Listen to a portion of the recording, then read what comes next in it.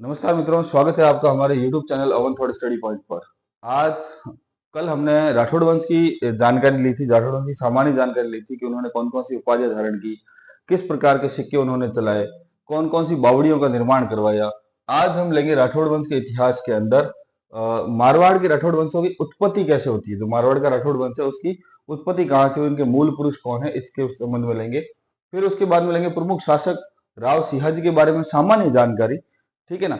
विस्तृत में अपन बाद में और पढ़ेंगे, राव चुंडा के बारे में, राव रणमल के बारे में, राव जोधा के बारे में और राव सातल देव के बारे में, इन सब के बारे में सामान्य जानकारी लेंगे। सिंहाजी का चित्र आपको यहाँ पे दिखाई दे रहा होगा, राठौड़ वंश का चिन्ह दिखाई दे रहा होगा, राठौड़ वंश का ध्वज, और ये राठौड़ वंश का किला जिसको मेहरानगढ़ दुर्ग के रूप में जाना जाता है। आगे ये व्हाइट कलर में दिखाई दे रहा होता है, इसको कहते हैं जसवंत खड़ा, ठीक है ना, मिनी ताजमहल के रूप में जाना जाता है। यदि कोई प्रश्न है आपके दिमाग में अंदर, यदि आपको कोई डाउट लगता है तो आप मुझे डायरेक्ट इंस्टाग्राम अकाउंट पे डीएम कर सकते हैं। इसी चैनल के नाम से इंस्टाग्राम अकाउंट है, पीछे इसके लगा देना 2402, ठीक है ना। तो चलते हैं, सबसे पहले राठौड़ वंश की उत्पत्ति के संबंध में जानकारी लेते हैं कि राठौड़ वंश की उत्पत्ति कहां से होती है।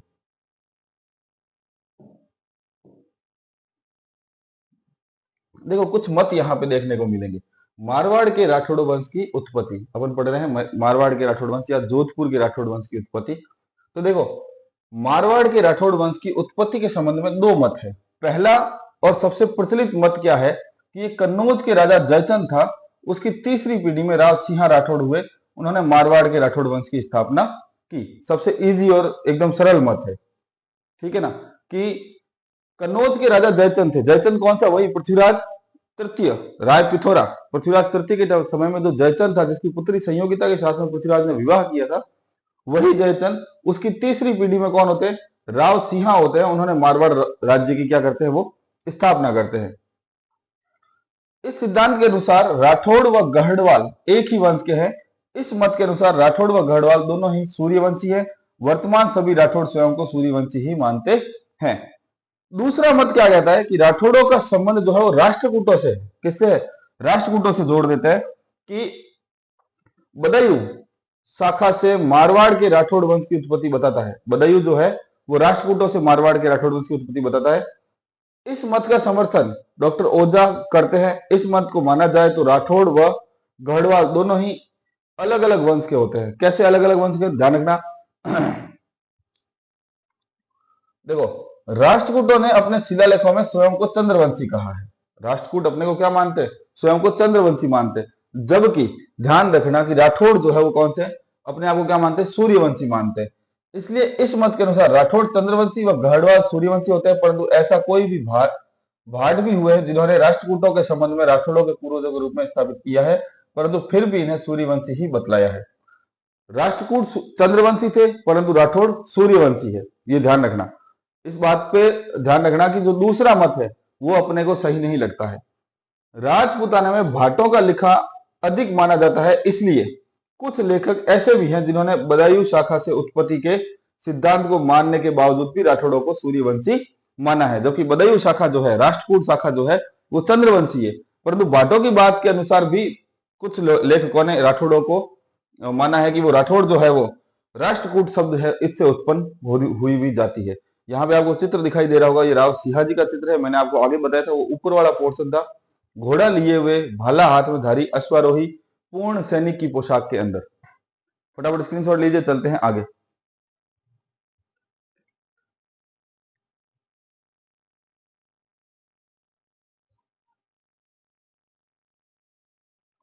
ठीक है, अगला थोड़ा और थ्योरी देख लेते हैं। राठौड़ों की उत्पत्ति के संबंध में थ्योरी थोड़ी पढ़ लेते हैं।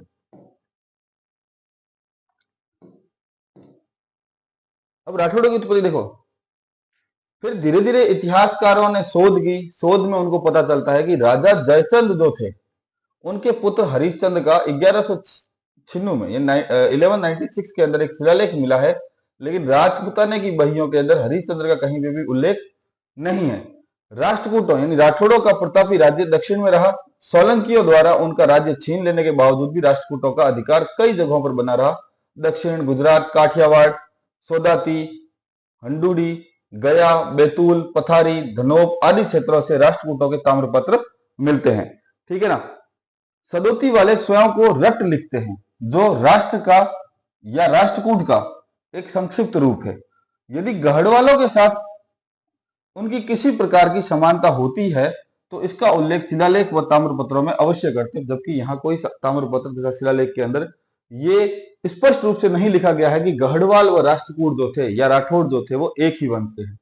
आगे देखते हैं, मारवाड़ के प्रसिद्ध लेखक एक है मुणोत नैणसी के अनुसार श्री राम के पुत्र कुंस के वंशज में राजा जयचंद जो कन्नौज के हुए, जिनकी तीसरी पीढ़ी में राव सिहा हुए जो मारवाड़ के राठौड़ वंश के मूल पुरुष थे। ठीक है ना, ये जयचंद वाली बात एकदम परफेक्ट लगती है। आगे देखते हैं, मारवाड़ की पोथियों में राजा जयचंद व राजा सिहा के बीच में दो नाम और मिलते हैं। जयचंद के पुत्र वरदाई सेन हुए, वरदाई सेन के पुत्र सेतराम हुए। और सेतराम, ध्यान रखना, सेतराम जी ने जो राव सिहा थे इनको क्या किया था कि जंगलों के अंदर फिकवा दिया था। ठीक है ना, इनके बहुत सारे पुत्र थे तो राव सिहा जी को जंगलों के अंदर फिकवा दिया था, परंतु जो फेंकने वाला गया था उसने राव सिहा जी को मारा नहीं और एक गुफा के अंदर रख दिया। राव सिहा जी का जो लालन पालन है एक शेरनी ने किया, क्योंकि उसी समय एक शेरनी ने एक बच्चे को जन्म दिया था, तो शेरनी ने समझा कि ये मेरा ही बच्चा है, तो शेरनी ने उसका लालन पालन किया। वो शेरों के साथ बड़ा हुआ। अपन मोगली वाली कहानी यहाँ से मिलती है, जो मोगली कहानी है उस कहानी का पूरा सिद्धांत यहाँ से निकलता है। शेरों के साथ बड़ा हुआ, शेरों के साथ खेला। एक दिन क्या होता है कि कुछ पालीवाल ब्राह्मण, मारवाड़ इलाके के कुछ पालीवाल ब्राह्मण व्यापार के लिए कहां जा रहे थे, कन्नौज जा रहे थे। तो उन्होंने देखा कि एक बालक है जो शेरों के साथ कुश्ती लड़ रहा है। यहाँ कुछ शेर लड़ रहे हैं और उन शेरों के साथ एक बालक लड़ रहा है, तो सारे शेरों के ऊपर भारी पड़ रहा है। ठीक है ना, फिर वो आगे जाकर किससे मिलते हैं, सेतराम जी से मिलते हैं और सेतराम जी से वो अरदास करते हैं कि हमें एक ऐसा सुयोग्य योद्धा दीजिए जो योद्धा हमारी पाली के अंदर, जो हमारे पाली के अंदर, पालीवाल ब्राह्मण थे, पाली के थे, कि पाली के अंदर वो हमारी डाकुओं से, मेरों से रक्षा कर सके। तो सेतराम जी ने कहा मेरे पुत्रों में से किसी एक पुत्र को ले जाओ।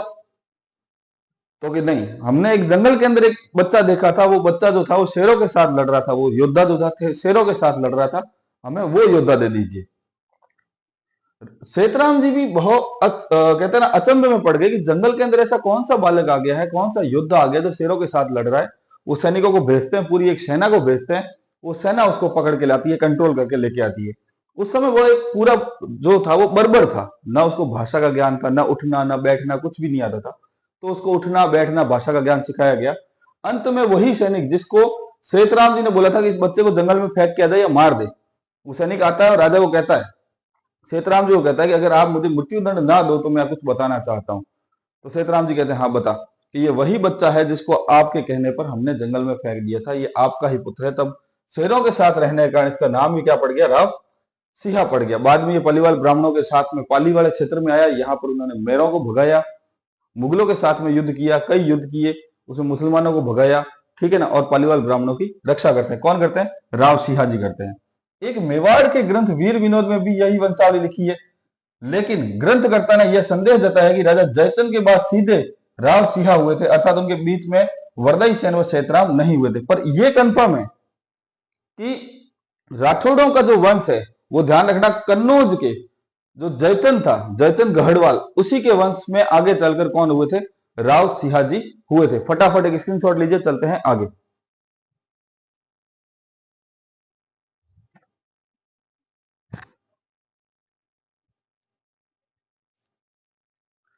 साथ ही साथ चैनल को लाइक कमेंट शेयर सब्सक्राइब करना ना भूलें।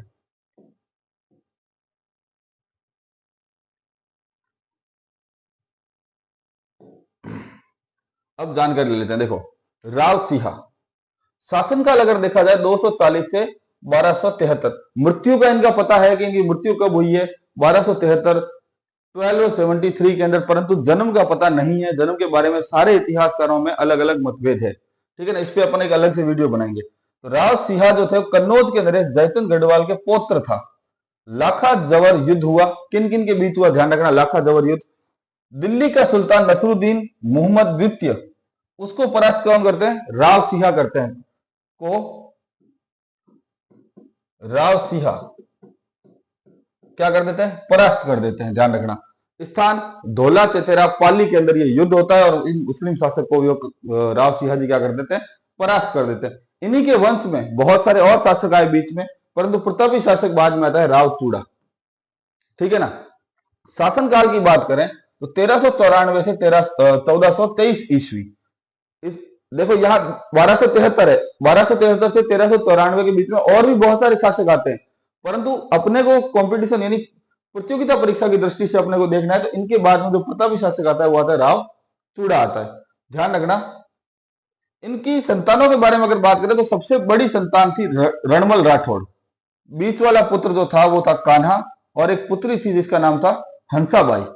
ध्यान रखना, ये चूड़ा की पुत्री हंसाबाई रणमल की बहन थी, ठीक है ना।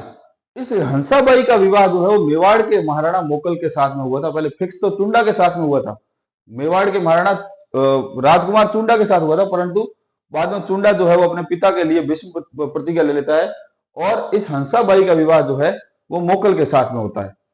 पत्नियों के अंदर बात करेंगे राव चुंडा की पत्नियां, तो ध्यान रखना, मोहिलानी रानी, किशोर कुमारी, प्रतिहार राजकुमारी थी किशोर कुमारी, ठीक है ना। दहेज में चुंडा को मंडोर प्राप्त हुआ था। जब प्रतिहार राजकुमारी किशोर कुमारी के साथ में विवाह किया किसने, चुंडा ने, तो इसको दहेज के अंदर क्या प्राप्त हुआ था, मंडोर हुआ था। सोनगिरी रानी चांद कुंवर।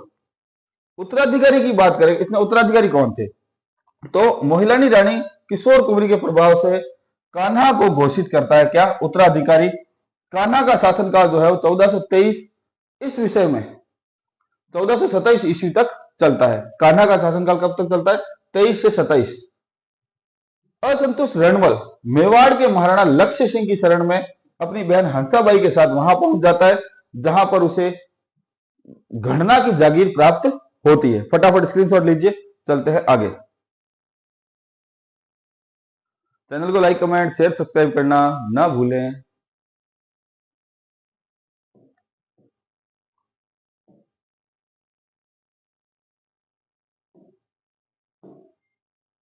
आगे देखो, फिर आता है रणमल राठौड़। कान्हा की हो जाती है मृत्यु, शासनकाल 1227 से 1400। एक सेकेंड,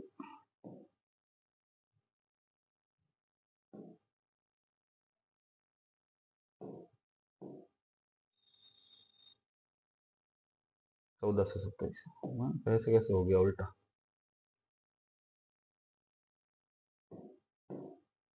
ये यहाँ पे चेंज कर लेना, ठीक है। यहाँ है 1427, 1427 से 1438 ईस्वी। रणमल जो था इसका प्रभाव ध्यान रखना मेवाड़ के अंदर बढ़ रहा था, क्योंकि इसकी बहन थी हंसाबाई। हंसाबाई का पुत्र हुआ कुंभा, ठीक है ना, मोकल का पुत्र हुआ कुंभा, वो बना शासक। तो जब तक कुंभा शासक बना तब तक ये ध्यान रखना, जो रणमल था ये कुंभा के संरक्षक के रूप में था, और इसने मेवाड़ के ऊपर अपना जो है प्रभाव बनाना चालू कर दिया था। इसकी एक प्रेमिका भी थी जिसका नाम था भारमली, ठीक है ना। इसी रणमल का पुत्र जो था वो था रावजोधा। रावजोधा जो थे इसी रणमल के क्या थे, पुत्र थे। ध्यान रखना, इसका बहनोई कौन था, मेवाड़ महाराणा लक्ष्य सिंह, या मेवाड़ महाराणा लक्ष्य सिंह को ही कहते थे लाखा। इसी के टाइम में ध्यान रखना जेवर के अंदर चांदी की खानें प्राप्त होती है। मेवाड़ महाराणा लक्ष्य सिंह के सहयोग से यह मंडोर प्राप्त करता है। इसकी हत्या 1438 में चित्तौड़ के महाराणा कुंभा के काल में प्रेमिका भारमली के षड्यंत्र द्वारा की जाती है। इसको विष दे दिया जाता है, किसको, रणमल को। ये क्या कर रहा था, रणमल की मेवाड़ के अंदर ध्यान रखना महाराणा के से भी ज्यादा अपना प्रभाव बता रहा था। तो अंत में क्या होता है कि महाराणा कुंभा जो थे वो इस रणमल को क्या कर देते हैं, इसकी प्रेमिका थी भारमली, इससे षड्यंत्र करवा के, इससे जालसाजी करवा के रणमल को क्या दे देते हैं, विष दे देते हैं। बाकी रणमल को सीधा टक्कर देना या सीधा रणमल से लड़ना थोड़ा घातक हो सकता था। 8 फीट का डाकी टाइप का इंसान था। आगे लेते हैं राव जोधा। ये किसका पुत्र है, ध्यान रखना रणमल का ही पुत्र है। अगर शासनकाल देखें तो 1438 से 1489 ईस्वी तक। पिता का नाम राव रणमल राठौड़, माता का नाम कोडम दे। ये वही कोडम दे है जिसने, ध्यान रखना, बीकानेर के अंदर, बीकानेर कोडम देसर के अंदर कोडम देसर बावड़ी का निर्माण करवाया, जो पश्चिमी राजस्थान की सबसे प्राचीन बावड़ियों में से एक बावड़ी मानी जाती है। 1438 के अंदर मेवाड़ के युवराज चुंडा द्वारा मेवाड़ महाराणा कुंभा के काल में मंडोर पर आक्रमण किया गया, ठीक है ना। राव, ध्यान रखना, कुंभा जो है वो किस पे आक्रमण करता है, मंडोर के ऊपर आक्रमण करता है। तब राव जोधा भागकर कनवी बीकानेर गांव में शरण लेता है। बाद में ध्यान रखना, कुंभा की जो माता थी, कुंभा की माता हंसाबाई, उसने बीच बचाव किया तथा इन दोनों के मध्य संधि करवाई। उस संधि को कहते हैं आवड़ बावड़ की संधि।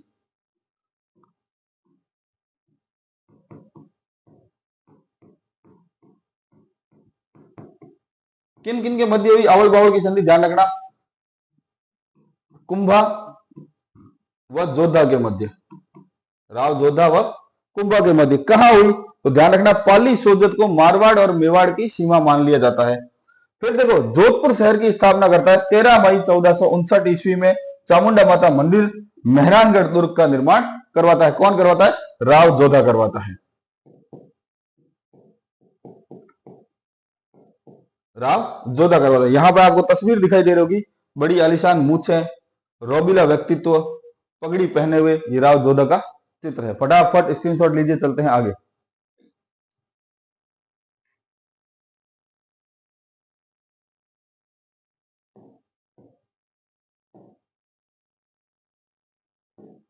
जोधपुर दुर्ग के बारे में अपन पढ़ चुके हैं, पर थोड़ा सा ले लेते हैं जोधपुर दुर्ग के बारे में, ठीक है ना। राव जोधा इसका निर्माण करवाता है, निर्माण काल है 1459।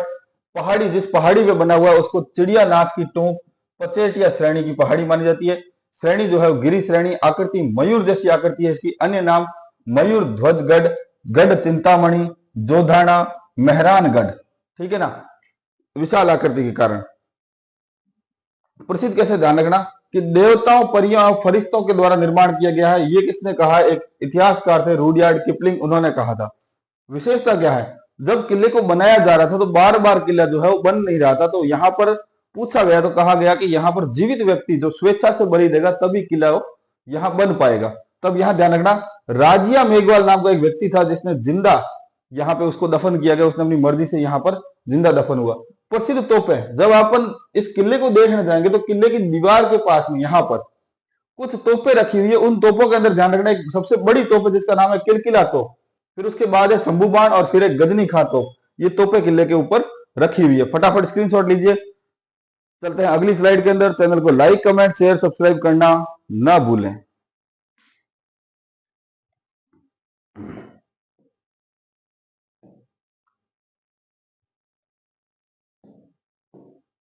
आगे जोधा के बाद में जो शासन बनता है, शासक बनता है, वो तो बनता है सातल देव। ध्यान रखना इनका शासनकाल अगर देखा जाए 1489 से 1492 ईस्वी तक। अजमेर का एक सेनापति था, मुस्लिम सेनापति था जिसका नाम था घुड़ले खां। क्या सेनापति था, घुड़ले खां। इसको मारकर उसकी पुत्री जो थी उसका नाम था गिंदोली को सातल देव अपनी दासी बनाकर ले आता है। गिंदोली ने अपने पिता की याद में जोधपुर में गणगौर के दौरान मनाए जाने वाले घुड़ला त्योहार को आरंभ किया था। इसके बारे में अपन विस्तृत जानकारी लेते हैं, एक बार देखते हैं। देखो सातल देव के बारे में जानकारी है। देखो जोधपुर स्थापना करने वाले राव जोधा का पुत्र था जिसका नाम था सातल देव। वर्ष में ये 1545 के अंदर मारवाड़ की गद्दी पर बैठता है, ठीक है ना। इसके राज में अजमेर के शाही सूबेदार मीर घुड़ले खां, मल्लू खां, सीरिया खां ने बड़ी सेना लेकर जोधपुर के पीपाड़ पर क्या कर देते हैं, हमला कर देते हैं। इस शाही सेना ने पीपाड़ में भारी लूटपाट कर महिलाओं को किडनैप कर लिया, यानी महिलाओं का अपहरण कर लिया। सूचना मिलने पर राव सातल अपने दोनों पुत्रों के साथ मिलकर शाही सेना पर कोसाना के निकट हमला कर देता है। इस युद्ध में राव सातल ने घुड़ले खां को मारकर महिलाओं को मुक्त करवाया, ठीक है ना। घुड़ले खां कहते हैं, घुड़ले खां के जो सिर था उसके अंदर राव सातल ने इतने तीर मारे थे कि उसके आर पार दिखाई देने लग गया था, सिर जो था वो पूरा छिद्रित हो गया था, ठीक है ना। लेकिन खुद भी बाद में क्या होता है, युद्ध में घायल हो जाते हैं और खुद भी बाद में वीर गति प्राप्त कर लेते हैं। युद्ध के बाद घुड़ले खां का सिर जोधपुर लाया गया, मारवाड़ में विजय उत्सव मनाया गया। हर साल घड़े में छेद करके बनाए जाते, वो जख्म बनाए जाते घड़े के ऊपर छेद करके। महिलाओं की मुक्ति के लिए इस पर्व को उसके बाद हर साल मनाया जाता था। इसके तहत महिलाएं मिलकर एक छोटा घड़ा खरीदती, इस घड़े पर घुड़ले खां के चेहरे पर हुए घावों के प्रतीक के रूप में छिद्र करती, यानी छेद बनाती इस घड़े पर। इसके बाद घड़े को रंगों से आकर्षित व कलाकारी करके इस घड़े के अंदर एक दीपक रखा जाता। गीत गाती हुई पूरे शहर में शाम को घूमती व घूमने निकलती। गीत के बोल भी इस प्रकार है कि घुड़लो घूमेला सा, घूमेला घुड़लो। तो उसके बाद में ये जिस किसी के भी घर जाती वहां पर इनका सम्मान किया जाता, सत्कार किया जाता। बाद में दूसरे या तीसरे दिन पे जो ये घड़ा जो था, इस घड़े को फेंक कर तोड़ दिया जाता है। तो ये था वीर सातल देव के बारे में जिन्होंने महिलाओं की रक्षा के लिए अपने प्राणों का बलिदान दिया। वह घुड़ले खां को मारकर जोधपुर की जो महिलाएं थी, पिपाड़ की महिलाएं, उनको वो वापस लेके आए। उसके बाद में शासक आते, ध्यान रखना, राव गंगा। शासनकाल देखें 1515 से 1532 ईस्वी। पत्नी इनकी पद्मावती मेवाड़ के महाराणा सांगा की पुत्री थी, ध्यान रखना। पुत्र कुंवर मालदेव राठौड़ सिरोही महारानी से उत्पन्न हुआ था। अगर मृत्यु की बात करें कि गंगा की मृत्यु कैसे होती है, तो कई लोग कहते हैं कि शराब के नशे में थे और किले के बुर्ज के ऊपर खड़े थे और वहां से गिरने के कारण इनकी क्या हो जाती है, मृत्यु हो जाती है। कुछ इतिहासकार कहते हैं कि इन्हीं के पुत्र मालदेव राठौड़ ने, कुंवर मालदेव राठौड़ ने जो, ध्यान रखना, कि झरोखे से धक्का देकर अपने पिता को नीचे फेंक दिया था, जिसके कारण इनकी मृत्यु हो जाती है। तो ये थे मारवाड़ी के कुछ शासकों के बारे में। इनमें विस्तृत वर्णन मैंने नहीं किया है, नॉर्मली जो टॉपिक्स के आधार पर जैसे कोई क्वेश्चन बनते हैं उसी के आधार पर बताया है। विस्तृत जानकारी के लिए अपन अलग से पूरा ये हो जाए वंश, उसके बाद में कुछ शासकों को अपन विस्तृत रूप से पढ़ेंगे। फटाफट स्क्रीनशॉट लीजिए, चलते हैं आगे।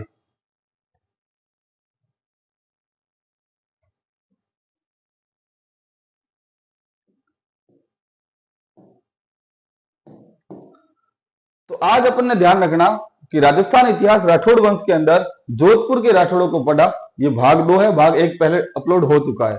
मारवाड़ के राठौड़ वंश की उत्पत्ति के बारे में पढ़ा, प्रमुख शासकों के बारे में पढ़ा, राव सिंहा, राव चूड़ा, राव रणमल, राव जोधा व राव सातल देव के बारे में पढ़ा। राव जोधा जिन्होंने जोधपुर की स्थापना की, ठीक है ना, उनके बारे में भी पढ़ा। राव चूड़ा जिनको मंडोर दहेज के रूप में मिला, उनके बारे में भी पढ़ा। राव सिंहा, ध्यान रखना, राठौड़ों के मूल पुरुष थे, उनके बारे में भी पढ़ा। वास्तविक संस्थापक राव चूड़ा को माना जाता है। रणमल जिनका मेवाड़ी, जो मेवाड़ क्षेत्र है, वहां की राजनीति पर अच्छा प्रभाव था, उसके बारे में पढ़ा। राव सातल देव जिन्होंने महिलाओं की रक्षा के अंदर अपने प्राणों को न्यौछावर किया और घुड़ले का सर लेकर आया, उसके बारे में भी पढ़ा। तो आप सबको इन सबके बारे में अच्छे नोट्स बनाने हैं। कोई अगर जानकारी कम लगे आपको तो आप मुझे डीएम कर सकते हैं। कोई क्वेश्चन हो तो भी आप मुझे इंस्टाग्राम, फेसबुक या यूट्यूब चैनल पे नीचे कमेंट, शेयर, कमेंट, सब्सक्राइब के अंदर कर सकते हैं, ठीक है ना। चैनल को लाइक करते रहिए, शेयर करते रहिए, कमेंट करते रहिए। धन्यवाद।